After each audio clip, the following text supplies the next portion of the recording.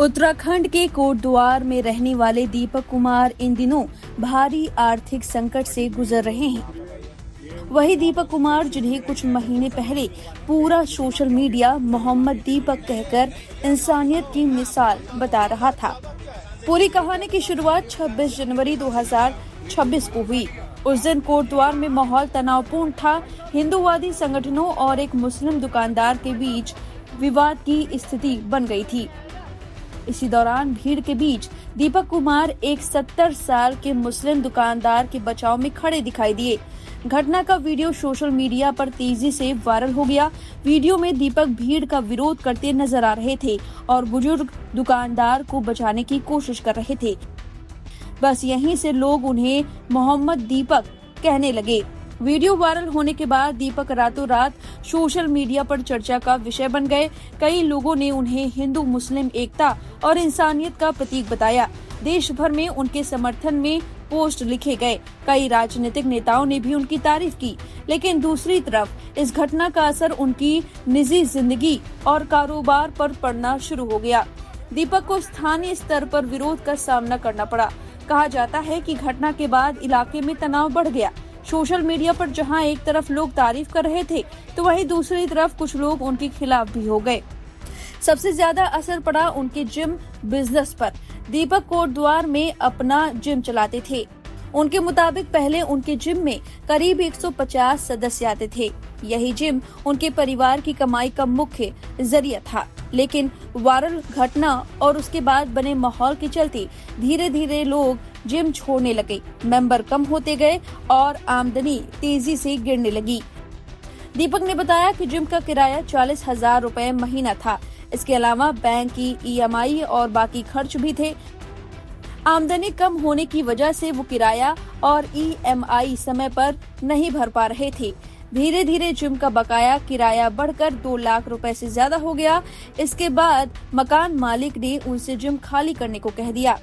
इसी के साथ दीपक ने कहा कि उन्होंने कभी खुलकर अपनी परेशानी किसी से साझा नहीं की। उन्होंने कहा कि वो नहीं चाहते थे कि लोग उन्हें सहानुभूति के नजरिए से देखें। दीपक ने कहा कि मैंने आज तक किसी से ये बात नहीं कही, लेकिन अब हालात ऐसे हो गए हैं कि समझ नहीं आ रहा मशीनों को कहां से लेकर आऊं।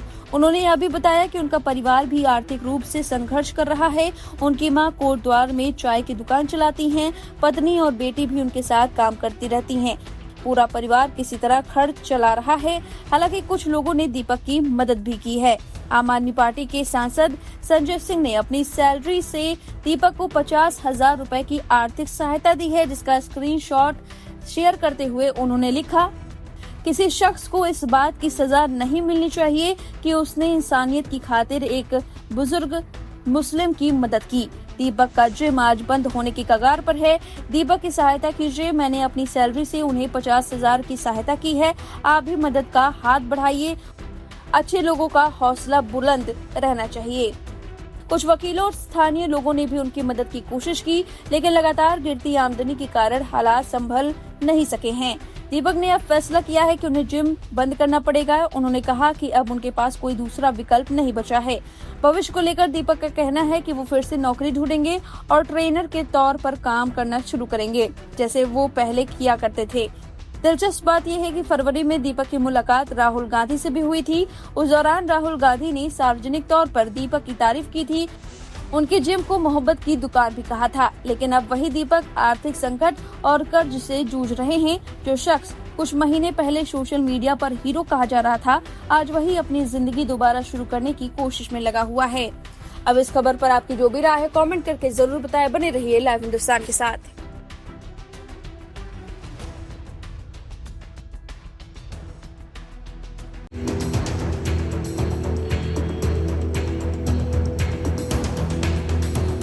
उत्तराखंड के कोटद्वार में मोहम्मद दीपक के नाम से चर्चित हुए जिम संचालक दीपक कुमार अब आर्थिक संकट में घिर गए हैं। कभी सोशल मीडिया पर सांप्रदायिक सौहार्द की मिसाल बताकर वायरल किए गए दीपक आज अपने जिम को बेचने और शहर छोड़ने तक की बात कहने लगे हैं। दीपक का दावा है कि एक मुस्लिम दुकानदार के समर्थन में खड़े होने के बाद से उनका कारोबार लगातार निशाने पर है और अब हालात इतने खराब हो चुके हैं कि जिम चलाना मुश्किल हो गया है। 42 साल के दीपक कुमार कोटद्वार में खल्क जिम चलाते हैं। उनका कहना है कि पिछले 4 महीनों से वह जिम का किराया तक नहीं दे पाए।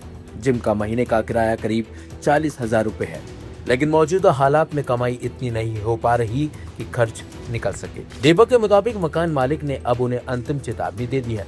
दीपक कुमार जनवरी महीने में अचानक चर्चा में आए थे। 26 जनवरी को कोटद्वार के पटेल मार्ग स्थित 70 साल के मुस्लिम दुकानदार वकील अहमद की बाबा नाम की कपड़ों की दुकान को लेकर विवाद दरअसल खड़ा हो गया था। कुछ बजरंग दल कार्यकर्ता दुकान का नाम बदलने की मांग कर रहे थे। उसी दौरान दीपक कुमार वहां पहुंचे और उन्होंने खुले तौर पर दुकानदार का समर्थन कर दिया।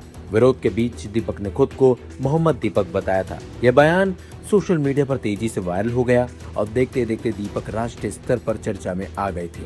लेकिन इसके कुछ महीनों बाद मामला और ज्यादा गर्मा गया। 31 जनवरी को बड़ी संख्या में लोग दीपक के जिम और कपड़ों की दुकान के बाहर जमा हो गए थे। सड़क जाम हुई, नारेबाजी हुई और माहौल तनावपूर्ण बन गया। पुलिस को हस्तक्षेप करना पड़ा और पूरे मामले में 3 अलग अलग एफआईआर दर्ज की गई। दीपक का आरोप है कि उस विवाद के बाद उनका कारोबार लगातार प्रभावित हो रहा है। उनका कहना है कि पहले उनके जिम में अच्छी संख्या में सदस्य आते थे, लेकिन अब सिर्फ 60 से 65 सदस्य ही बचे हैं। इतनी कम संख्या में जिम का खर्च निकालना मुश्किल हो रहा है। गर्मी के मौसम और लगातार विवादों की वजह से नए सदस्य भी नहीं जुट रहे। दीपक कुमार ने बीजेपी और बजरंग दल से जुड़े कुछ लोगों पर गंभीर आरोप भी लगाए। उनका दावा है कि उनके जिम में आने वाले ग्राहकों को निशाना बनाया जा रहा है। दीपक के मुताबिक जिन सदस्यों के परिवार बीजेपी से जुड़े हैं, उनके घर जाकर जिम छोड़ने का दबाव बनाया जाता है। उनका कहना है कि इस तरह के अभियान ने उनके व्यवसाय को पूरी तरह अस्थिर कर दिया है। हालांकि पुलिस का कहना है कि इस संबंध में अभी तक कोई औपचारिक शिकायत नहीं मिली है।